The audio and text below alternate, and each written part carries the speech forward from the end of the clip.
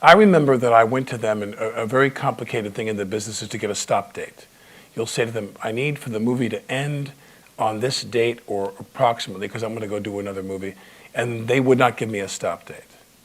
And I thought, okay. I said, will you give me a start date? And I know you're not going to shoot for 4 months. You're going to shoot for like 3 months or 12 weeks. I said, what's the start date? They go, we don't know the start date.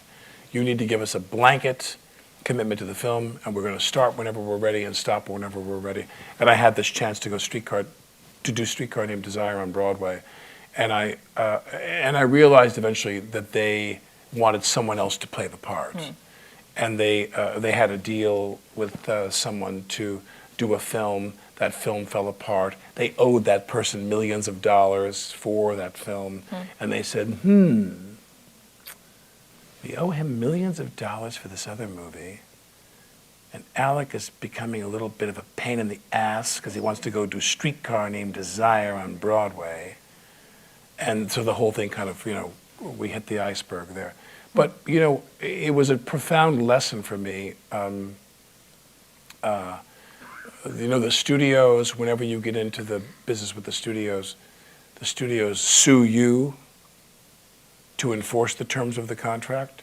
But if you sue the studio to enforce the terms of the contract, you get punished. Like Raquel Welch, who was cast in the film Cannery Row years ago, the Steinbeck piece with Nick Nolte, and they fired her and hired Deborah Winger. And Raquel Welch sued Paramount and won millions of dollars and never worked in the business again after that in films. I mean, they punish you if you. There's a set of rules for them and a set of rules for you, and if you hold them to the same standard you're held to, you can really, really cause a lot of trouble for yourself. So whenever you're in business with the studios, you have to be very. You have to expect the unexpected, shall we say? Have you ever been punished? I'm thinking maybe of Marrying Man. Well, no. I think that when I did the movie Marrying Man, it was